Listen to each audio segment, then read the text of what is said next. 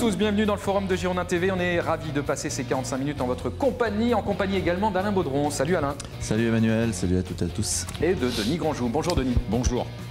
Comment allez-vous, messieurs? Ça pourrait aller mieux? Ouais. Non, ça va.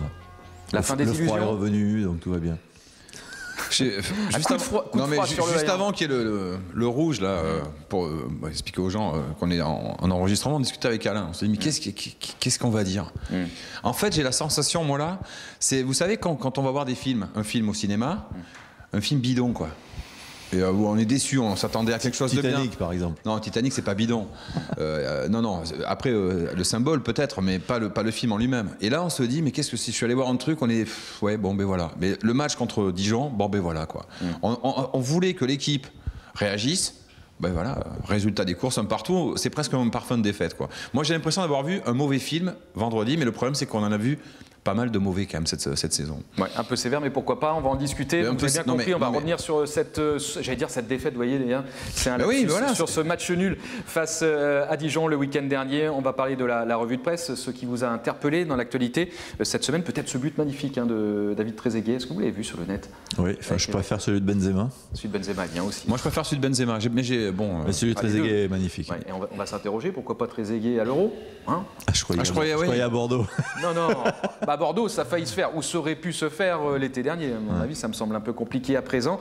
Et puis, on va parler bien évidemment de l'actualité qui nous intéresse en premier lieu, c'est ce déplacement des Girondins de Bordeaux, donc en Normandie. Ça sera face à Caen, dimanche à 17h. Bordeaux-Dijon, tout d'abord, score final, un but partout.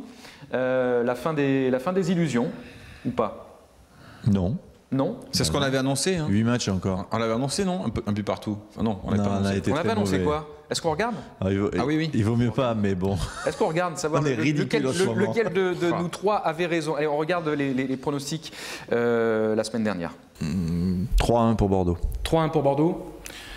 Comme j'ai gagné donc le précédent, je vais essayer de continuer sur ma lancée, de faire une série qu'attend Francis Gillot. Je pense 2-0 pour Bordeaux. Allez, je souscris le même score qu'à l'aller, quoi, oui, mais dans l'autre sens. Aussi 2-0 pour Bordeaux. Je trouve qu'il y a une vraie solidité défensive. L'animation offensive bretonne n'est pas terrible en ce moment. Donc, voilà, à part sur un coup de pied arrêté. Eh bien voilà, autant dire que personne n'a gagné. Je suis le plus près. J'avais vu le but dijonnais. Je suis le plus près. J'avais vu le but dijonnais. Je suis désolé. Après, s'il y a une logique, il a raison. Enfin, il y a 3-1 parce qu'il marque à la fin, c'est anecdotique.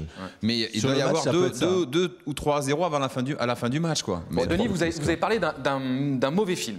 Oui. Alors, il y a une première mi-temps, elle n'est pas catastrophique, elle est totalement insipide. Et indigne, on va dire presque.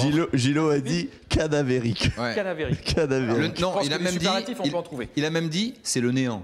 Il a même dit par rapport à sa première mi-temps, le néant. Donc c'est pas nous on n'est pas excessifs. Voilà. Moi j'ai souvenir de matchs la saison dernière, c'était quoi face à Boulogne, face à Avignon. Là c'était carrément la purge. C'était pas ça. C'était un match où il ne se passait rien en première mi-temps. Là. Sincèrement, sur l'année Gillot, pour moi c'est la plus mauvaise première mi-temps.